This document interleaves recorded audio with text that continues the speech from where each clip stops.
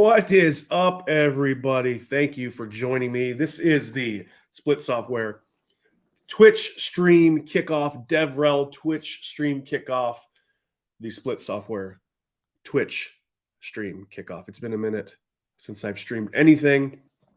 Feels good, though. Feels really good to be back on StreamYard. It feels good to be back on Twitch. It feels good to be back in DevRel. So thank you all for joining me. You should be here on Twitch. You should be able to tune in from YouTube. We got that squared away. You can comment. We have some awesome stuff today. But before I start that, I just want to let everybody know, if you want to follow me on Twitter, there you know, right there. Follow me, twitter.com/saltandburnham. If you are a Supernatural fan, you will understand that reference. Let me hide that. And then you know what? You should probably follow Split too. Right here. Follow Split Software on Twitter at twitter.com/splitsoftware. So you might be asking, what is Split Software? Well, I was hired at Split back in September as a developer advocate on the DevRel team that was started up. Super stoked to be working again in DevRel as a developer advocate.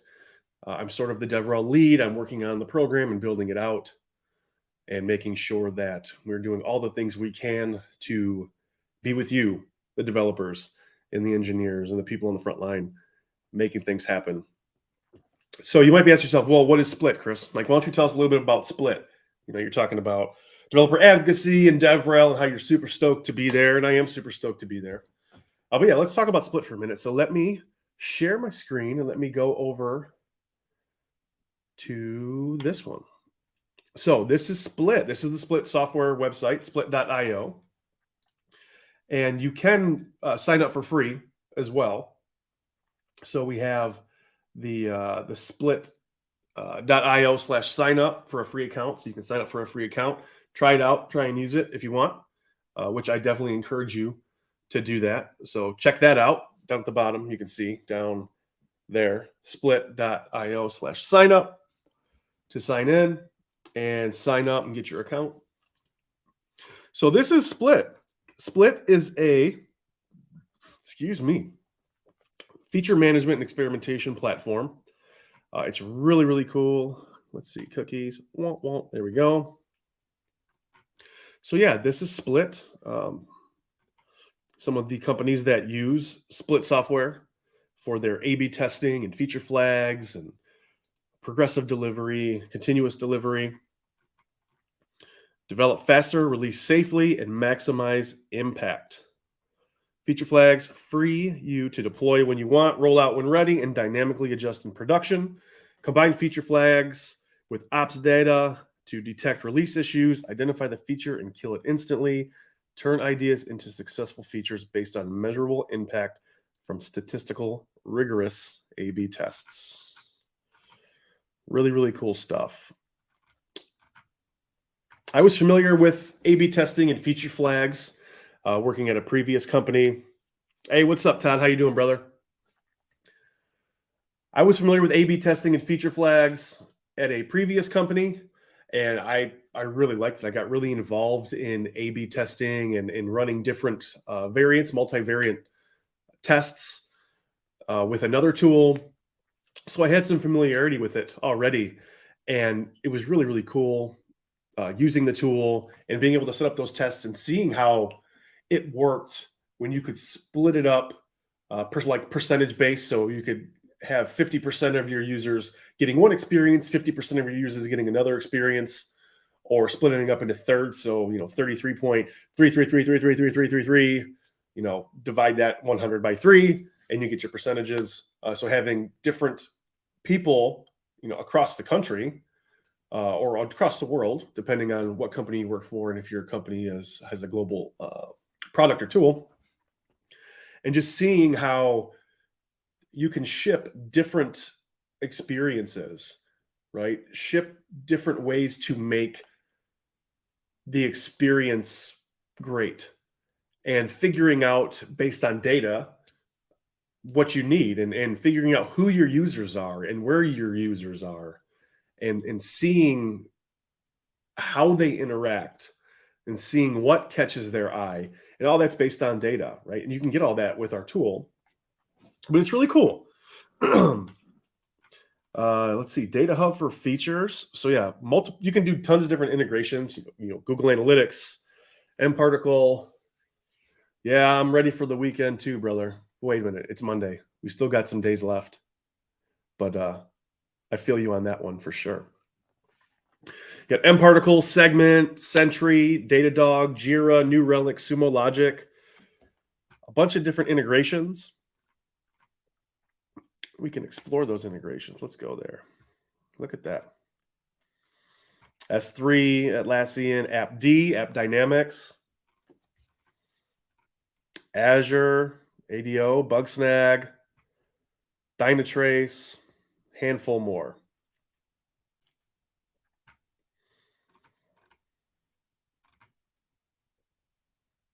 I love it.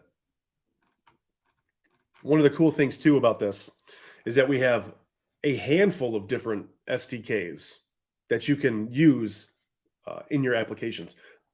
Android and Go, iOS, Java, Vanilla JS, .NET, Node, PHP, Python, React, Redux, Ruby.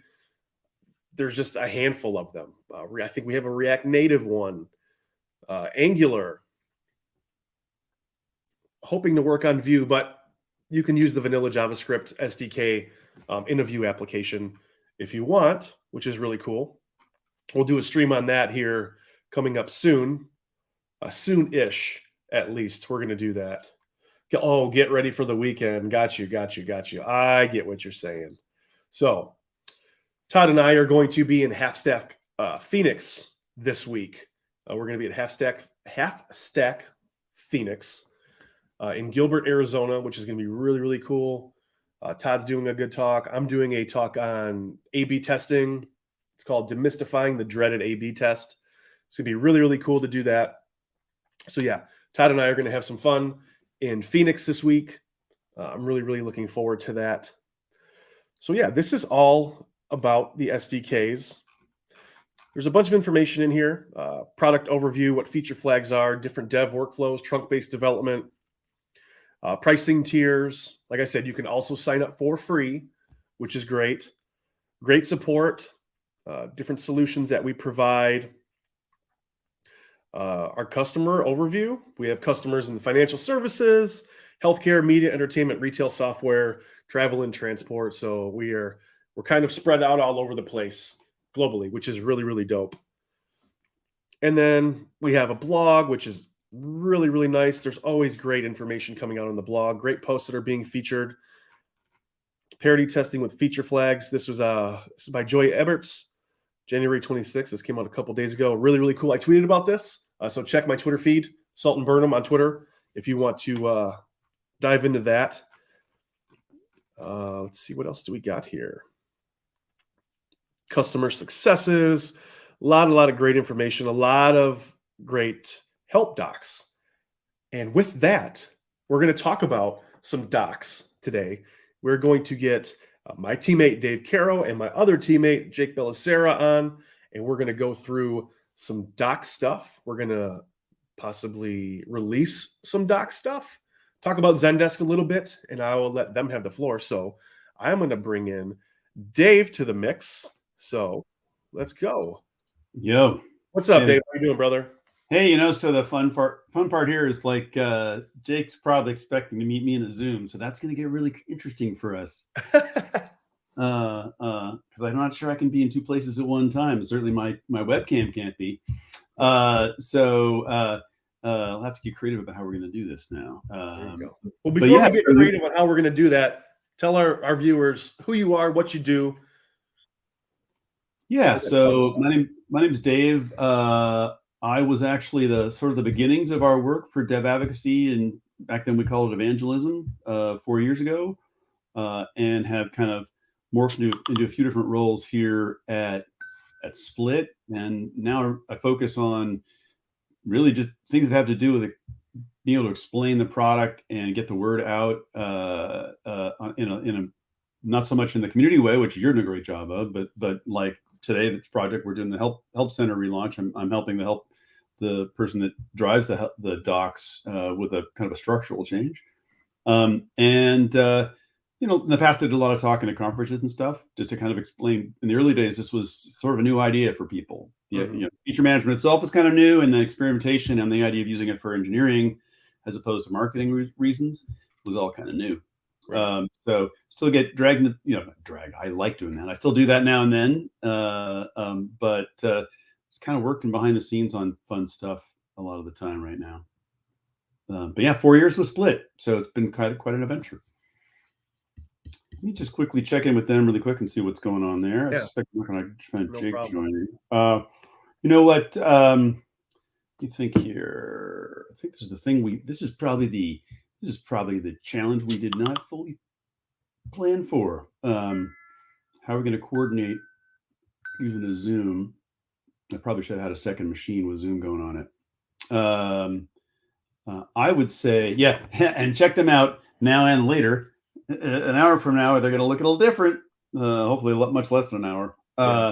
So, Chris, why don't I take a sec and just check in with them really quick, cool. And I will jump backstage for a few, and then I'll see you shortly. Sounds like a plan.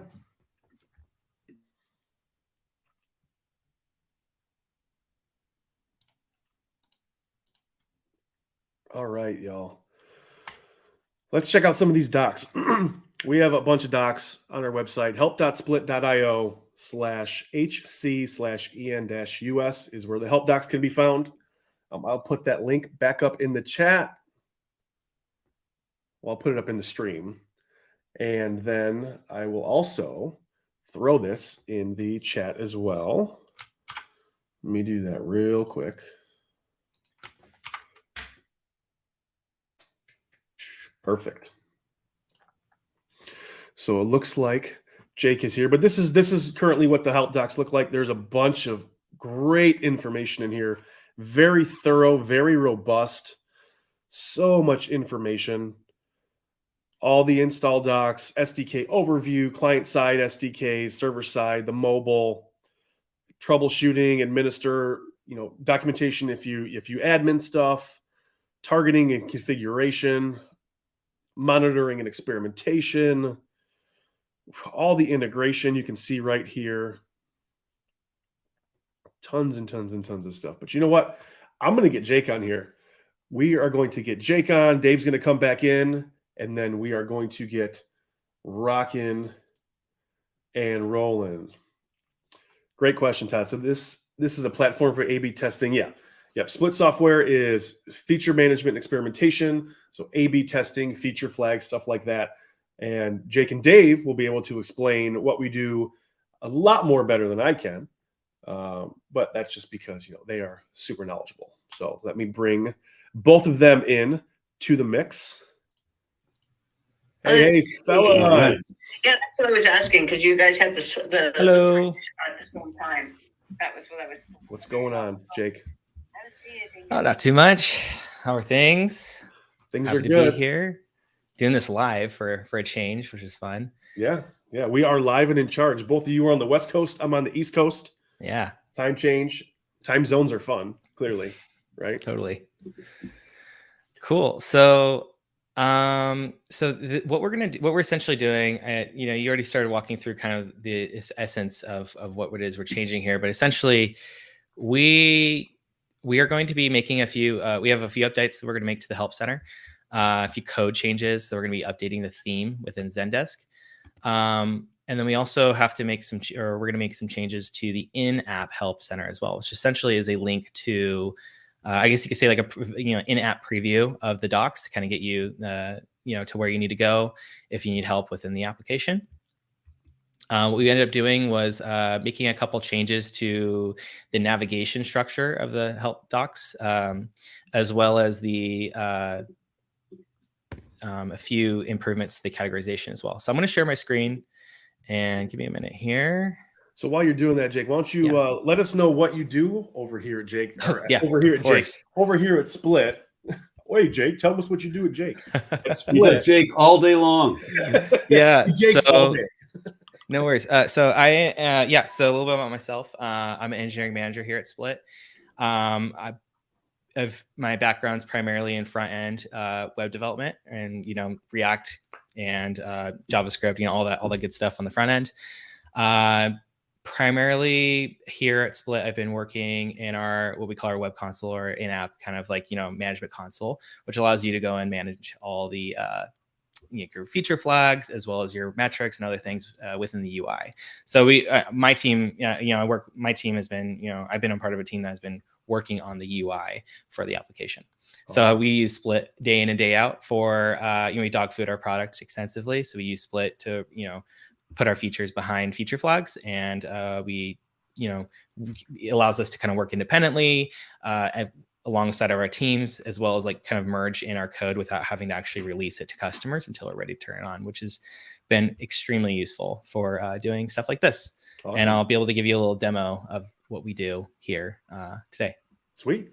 Cool. I was going to jump in. I got a little distracted by our trying to be in two places at once problem, but we solved that one. We're all here. That's awesome. Yeah. So, Jake, if you want, before you guys drill into the code a little bit, maybe I could do a little.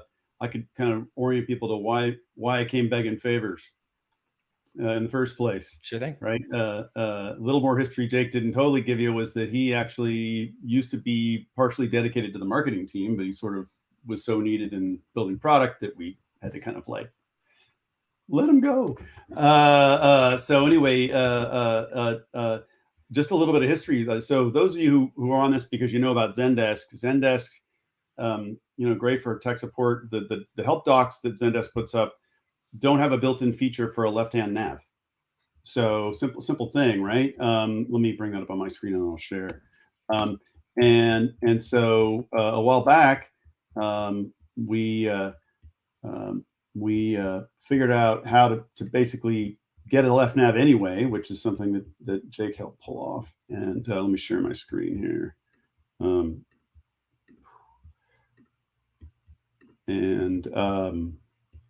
I think it's going to be this guy. No, it's going to be this guy. Yeah.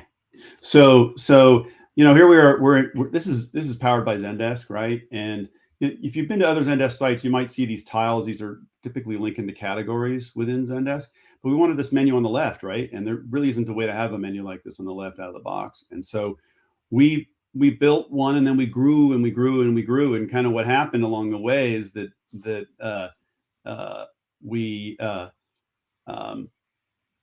this menu got bigger and bigger and bigger, and it had lots of documents in it, but didn't even have all the documents in it. And so it's kind of hard to make sense of it. And we wanted to make it even easier for people to approach and easier for us to maintain. And so that's kind of the segue to what Jake's been up to this last couple of weeks is how do we automate this menu on the left so that it behaves like you'd expect a sort of a left nav to work. It's high level categories. You drill into them, you see the sections. You drill into a section, you see the documents. You go to a document somewhere else, it tells you which section and category you're in. Kind of the stuff you just don't expect to have happen, right? The fun fact is that Jake had to kind of code that, but luckily the interfaces were there, right? So I don't want to throw ZenDesk under the bus. It doesn't do it out of the box, but it was, you were able to build it. So that's kind of a little bit of background, and then I'll actually give you back the screen, Jake. Yeah. So what I'll do is I'll walk us through what it is we're going to be changing, where we're going to end up, and then walk us through, actually go through the change process together. So let me present my screen. Hopefully I can get this right this time. I have faith in you, Jake. We did a tech check. Cool. Okay. So as Dave mentioned, and you've probably already seen by now, about twice, is that this is the current help center. And so what I have here is I have two windows. The first window you're looking at right now in the foreground is like what I guess you could say a general user would see, and then the other window is going to be my window I'll be making all the changes in. But what you can see here on the help center within ZenDesk is this is the current design, and where we're going to end up is here. So it's a little bit streamlined. We're removing that. Let me go back to the other window. We're removing this sort of like popular articles for you to ask questions and focusing on the category menu structure here, kind of more typical to what you see on like other ZenDesk help sites, as well as the menu structure. If I get back to the window, is slightly different. We've got the category menu is actually reflecting the hierarchy of the articles within ZenDesk to hopefully give both the docs team much more flexibility in being able to change this without having to like say, ask me or, get engineering involved to make changes, as well as, again, just for user experience perspective, having the menu follow the article structure to give you something a little more predictable. So I click in here, for example, you can see that that menu has expanded and it's still, I'm kind of I know where I'm at within the doc site a little bit easier because it's actually following that structure. On the flip side, in the app, going back here, so in-app help, we have a very similar looking page, slightly different, different look and feel, but in general, the structure is very similar. We have this popular articles, frequently asked questions, as well as the tiles, which jump to those categories. And what we've done on the change side, if I can get to the right window, which I didn't, this one, is again, we've gotten rid of those pages, and we've also, those like lists of pages, as well as we've kind of flattened the category structure. And by the way, we have this on currently on our org. So what you're seeing here is like our kind of like if you were a customer at Split, you would have your own organization to be able to view all your features and things like that. We've actually turned on this Split for, feature flag, that has the changes that you're seeing here on for our org. So we've actually been dogfooding this for a week just to kind of get in front of our team's faces, suggest any changes. There's been a few of them. But as you can see here, if I pop in under the hood real quick in Split, this is the definition of the feature flag. And as you can see here, it's very simple. It's basically got two treatments: an on treatment. Off on means that the help center changes are active, and off means that you're seeing the existing help center. And on the previous page here, this particular organization, which is like my dummy test org, in production, has the off treatment. So it's seeing the existing help center. But in the our org, we are actually seeing the on treatment, which I've actually individually targeted our org using the ID. Kind of complicated, but you can do something similar for your customers. You could target features against your own individual customers, or you can go by attribute if you're using the targeting rules to be able to target, say, a different, single attribute or a list of attributes or anything you really want here. I like to think of Split as like a super if statement, like a supercharged if statement, where it's kind of following this targeting rules, the individual targets, basically all the definition of the Split here to figure out which treatment that the customers would show. And just one more last thing, we have the default rule set to off. What this means is that basically, if you were to read this out loud, we're essentially saying that everyone in the individual targets is going to get the on treatment, which in this case is just our org, because we've been dogfooding it. And everyone else is going to get off. And that's what we're seeing here reflected today. So what the plan is I'm going to turn on the Split, the default rule, change it to on. And what this will do is it will turn it on 100%, basically 100% on to all customers. You can actually do a percentage rollout. You could actually roll this out to say 50-50 of your customers to do like if you want to do like an A/B test of the sorts, to be able to get some additional kind of like, maybe you have something that's a bit of a riskier change and you want to roll that out to a subset of your customers. You also want it to be randomized. That's really the benefit of Split, is it gives you this, I guess you could say, statistically sound approach to rolling out features to your customers. But for our sakes, we've already been testing this. It's not too significant of a change. Plus, unfortunately, ZenDesk does not use Split. And we really want those changes to be in sync along both sides of the, both systems. So for our sake, we're going to have to do a simple on change. So before I actually go forward with the Split change in app, I would like to go back to ZenDesk and show you how we're going to roll this out in ZenDesk. So we currently have a PR which has the changes that we want to apply. And Chris has graciously already approved the PR. So all I need to do now is just just merge it in. And then in ZenDesk, in the admin section, I just need to go and update from GitHub. Now, this is pretty great to being able to have this, like, I guess you could say, continuous delivery pipeline set up through GitHub, where we're able to actually merge in code. And then for the most part, inside ZenDesk, and this is the admin area, I can actually go and automate the most of the deployment through this simple button. Now, this is great. But again, it does not give us the flexibility that Split gives us. So anyways, I'm going to go here. I'm going to click update. It's going to say, give me a little prompt here. I'm going to say yes. And then after a minute here, I'd say less than a minute, maybe a couple seconds, it's going to say that the split theme or the theme was updated. So it's been updated. That's great. I can actually go and check that now. I do have to do a little, actually I could just go and test as a dummy user. So if I go back here and I refresh, I now see the change has been reflected. This is on, again, we're acting as a general customer. Now, the changes have not been rolled out to Split. Or now, fortunately, if everything was under Split, we could have at least been able to coordinate this rollout a little bit easier. But hey, the reality is sometimes you have to deploy things across different services and they all have different pipelines and everything. So I'm going to go back into Split. And I'm going to change this. I've already changed the default role to on, which means that now everyone will get on as soon as I submit this. Now we do have something called we require approvals to be able to make changes in production. This gives us it's kind of like a pull request. You need someone to review it to make sure that not everyone can just roll out a feature accidentally or anything like that. So I'm going to ask Dave here on the call in real time to roll this out. And I'm also going to change the status to 100% release to allow us to just, for bookkeeping purposes, know that this split was rolled out to 100%. So I'm going to click save. And what this will do is create a change request. Now, Dave, if you can please go and approve that change request, that would be super cool. And then we can be able to see this in live for all our customers. It'd be my pleasure. So on my end, I have on my work page in Split, I have a list of approvals that are outstanding. I'm just going to click on the one about this issue, and I'm going to put in a little comment on my approval and approve it, and boom, I've now approved it. Awesome. And so now I can actually go back into the other customer, I guess you could say, the general user, and I could go and refresh, and I now see the changes. We've gotten rid of those lists, and we've gotten rid of the tiles. Now, at any point in time, I can go and revert this if I wanted to. With ZenDesk, it's a little bit harder, unfortunately. I mean, it's still great to have the GitHub pipeline, but it's not as easy as being able to control the release with Split. But that being said, everything's now 100% on for all our customers. And so now everyone can see all the changes. And this is everyday thing for us.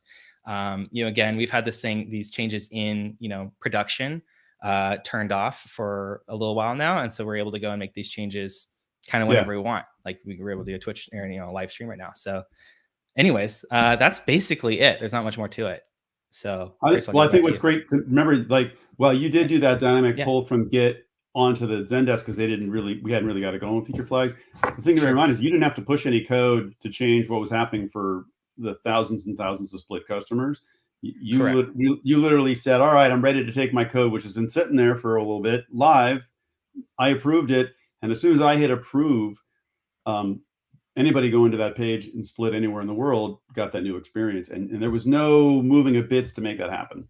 You didn't have to well, okay, in theory it's merging and in theory it's deploying and I think it's almost done, right? We literally were able to kind of turn on a dime. I think that's lost on some people that the difference in stress factor is huge, I think. Yeah, absolutely. And also the ZenDesk deploy, I mean, that took matter of seconds, probably about 10, 15 seconds on live.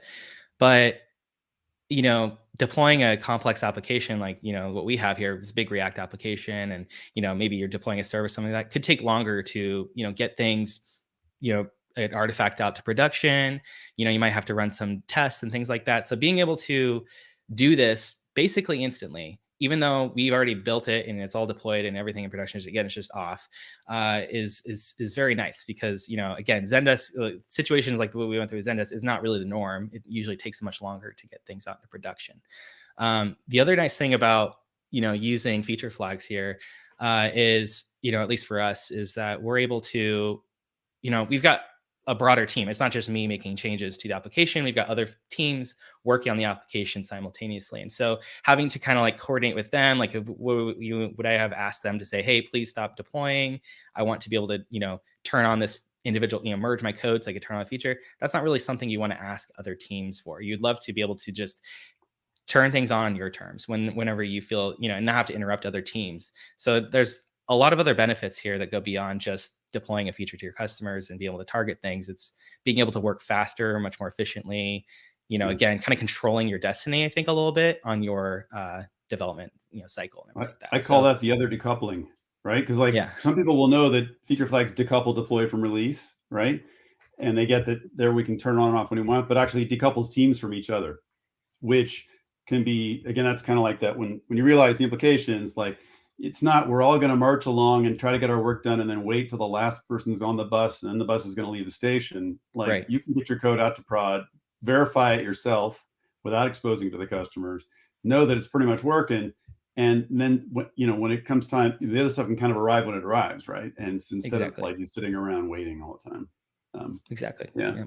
Hey, Jake, what do you think? I don't know. Are we? Do you want to give, in case there's somebody on here who sort of is a ZenDesk admin or somebody's wrestling with this problem, you want to give them just a quick peek at how you were able to sort of, wouldn't call this a sidecar. Not sure what you call the way you were able to sort of using API calls to get the list of articles, and you're building that menu on the fly yourself on the left, right? But it's something that would work in just about any ZenDesk theme, probably. Yeah. Yeah, I can give a quick little overview. Show all the things, Jake. Show all the things. Oh yeah, bear with me though. It is quite technical. Let me present again. I'm going to share my screen. This time I'm going to show my editor, which actually, hold on a second. Let me just make sure the font size is bumped up and everything real quick. Bear with me. And I was asked to change it to a light theme, even though I personally use dark theme. I was gonna say there's gonna be a light theme, dark theme conflict. I had no idea. There it is. Yeah. So you always have to. For me, if I'm doing live demos anywhere, I always do a light theme because it's more accessible to users or to your audience, right?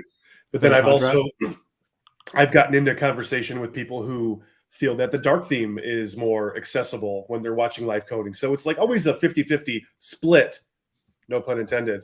But usually if I'm doing like live coding, I'll just show a light theme. And then when I go back to my own work, I'll switch it back to dark. Okay. So I am about to share my screen here. Okay. Light mode again. Bear with me. It's like almost my brain is going to have to rewire itself to look at this. I'm not religious about light or dark theme. Just, that's the reality of it. So ZenDesk themes have a bit of a, you have a theme, okay, and the theme is very, it goes through a server which is able to process various template files and various style files, like through SAS, which is a preprocessor which generates CSS. It basically allows you to use variables before variables in CSS were actually a thing, as well as some other kind of features. So essentially, this is what you're given, right, through ZenDesk, is this pretty standard theme. And the templates are really, I think, the main star here. For example, on the homepage, you can see here, it's it's in a language called handlebars, which essentially is sort of like a preprocessor for HTML. It's a template language which spits out HTML. And they give you some special variables, depending on the template you're in, to be able to access certain things. And so what we've done is we've taken ZenDesk beyond probably its capabilities, right? With this category menu, we're calling it category menu. It's on the left side. And so what we've done basically on every template is, we've added essentially what we're calling, we call it a component, but essentially it's like an HTML element, which renders out it kind of acts as a spot for a landing zone, if you will, for a category menu to be rendered on each page. So we essentially dropped on the sidebar, we have the search, which you've seen on the Help Center, as well as the menu below it. And this kind of controls the structure of that. But all we have in here is just a homepage. We're not able to actually get all the categories, all the articles, all the sections, and lay them out in a menu through here. We have to actually use JavaScript. And so what we've done here is we've created this concept of what we call a component, which essentially is we just mark like a HTML tag with a data attribute, which allows it to say, hey, if you have a category menu, I want to render a category menu component here. And so we have this category menu name, which allows it to render the menu there. And if I go into the code, which again is all, there's a lot of it, but essentially the category menu component is rendered using this code. Now, I'll spare you all the details. There's a lot of stuff in here, but essentially what's going on here is we're calling a function and rendering it inside the output of that function in every category menu element. So essentially, render category menu is the function which spits out the HTML that we need to display within that tag. And what we're doing is we're essentially, well, first off, we cache this data for a little bit of time because it's kind of expensive. You have to go and, fetch all this data from the API. We don't really want to hammer ZenDesk APIs. We also don't want to have a poor user experience by having you reload all the categories, articles, and sections every time. But what we do is we basically go and we fetch, we basically throw all this information into this this function called build link tree. And my apologies. First off, what we do is we go and we get all the articles for the using an endpoint from ZenDesk, which allows you to get all the articles plus their sections and categories. Is like kind of like imagine if you're able to get those tables and kind of merge them and give you the raw data. And then what we're doing is we're fetching that data and then we're spitting it to this function called link tree. And it's pretty complicated, but essentially what we're doing is we're going through and it's because it's paginated, so we can only get about, I think, 100 or so at a time. Yeah. We're fetching all the pages of all the articles as well as all their sections and categories, putting them into an array, into a big collection. And then what we're doing is we're iterating through each of the articles and then building a tree out of that recursively. And then what we end up doing is basically rendering each item out as a list item in this tag. And then we return that all back into the category menu tag. Pretty technical, pretty detailed, but again, it's an example of how you can take things with a little bit extra, just capabilities and make something better out of it, I think, at least. And so we're able to render out the entire category menu and do some other pretty fancy things with like being able to automatically expand the menu when you're on certain pages, things like that. So yeah, that's kind of the technical rundown. Go back to the live help and show, so paradox here is that what we've done is to make it much simpler to actually just use the docs, right? It does. Yeah, in essence, what we're doing is we're just, again, giving you that full tree as full menu to be able to allow you to jump through any documentation article and do it in a way where we're not like just displaying all the links on your face. We're actually putting them behind their category structure. And again, it's not just a technical change. There is also that kind of content management change as well, where you have to go and reorganize the documentation for it to all make better sense and utilize those categories better. But with the combination of the two things, we're able to make some user experience improvements over the previous example where we were rendering them all out in a single list. Yeah, it was kind of overwhelming before, I think. It was, yeah. Now it's just a much cleaner. There's just less to look at. So, yep. Not joining us right now is our colleague Diana Lynch, who actually runs these docs and has been when we have a new feature, I know what Diana's been working on. She has to get that out before the feature does, right? And we kind of worked as a team, and Jake was our wizard for the make the code work. And what's funny is that we toyed with all sorts of ideas. At the end of the day, we came back to, oh my goodness, what if we could just kind of put Jake out of a job? And by that we meant, what if we could have the menus render themselves based on the structure that's in ZenDesk in the first place? And so we would be free to change what's in there and what the order of them is and all that without having to ask for a favor. Jake, having plenty of good work to do, or other work to do rather, was probably happy to put himself out of this particular part of his job, right? And so it was a cool collaboration. So we now what happens is the structure becomes much more obvious, and we'll probably get more feedback about what people would like to see where, and people will find things faster. And there's a couple of little minor more tweaks going on today that I'll probably do behind the scenes once we know everything's cool. Hopefully, whether this was your chance to see how you can, roll something out with feature flags, or learn more about how if you're wrestling with ZenDesk as your, tool of choice. If you invested in ZenDesk for support and you're trying to use it for docs, it's pretty good, but people kind of want a left nav. It's not an unreasonable ask, right? And the good news is, instead of being told no, you're just like, oh, well, if you can basically sling a little bit of code here, you can make it happen. And yeah, so I appreciate your showing people how you pull it off, Jake. Of course. And of course, you gave us a place to hang out. Hey, that's what I'm here for. I'm here to build community, right? Say what? It's all about community. That it is. We'll have to do this again. Yeah. Hopefully we don't have to do this again. We joke, but like this has been a project where we kind of spend a lot of time kind of, the behind the scenes stuff is well, if we're going to reorganize it, what categories and sections should everything be in? And we actually came up with better names for the categories so that you wouldn't have to like have a decoder ring, and we've been meeting with Jake on and off, I don't know, maybe 3-4 weeks, Jake, the meat of it, something like that. I don't want to know how many hours he spent actually doing the work, but I bet it wasn't too bad. It wasn't too bad. No. The actual code. But again, not having to fight the system to be able to deploy things and get things out, and both the in our app as well as on ZenDesk was quite nice as an engineer. Being able to focus on just the code is really nice. So plus one. Yeah, Diana and I were in there on Friday moving things from one section to another, and that was more like I forget what the term we used to use for that, but it was basically, there's a lot of labor. Basically, click there, change the name, click there, click there, but together we kind of went into the weekend knowing, we're golden. Like on Monday, we're just going to flip the switch and it's all going to work great. And it did. So thanks for giving us a place to hang out, Chris. And thanks again, Jake.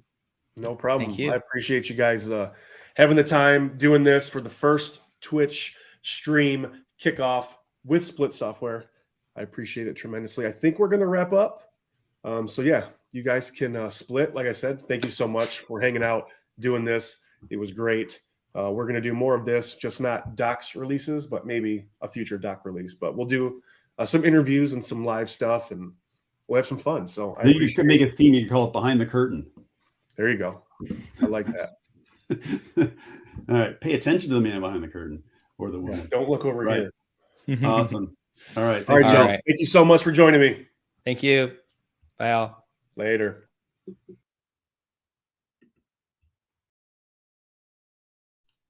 Well, thank you everybody for joining us today. Hope it was helpful. Hope you got a little a vibe of what Split Software is. That's where I ended up. So that's where I'm at. Developer relations, developer advocate, doing all the things, building community, building relationships, and hoping to make the community continuously strive. Don't have a full schedule out yet of what we are going to do on stream. Make sure that you follow me on Twitter. I'll put that up real quick again. Follow me on Twitter at Salt and Burnham. I'll drop some info there.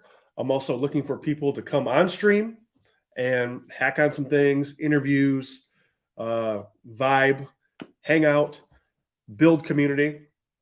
And then if you aren't following Split, follow Split there too, twitter.com/Split Software for any updates on stuff that's going to be coming out with the stream. So Split and my account on Twitter is where you're going to find the latest and greatest on all of that. Also doing Twitter Spaces as well.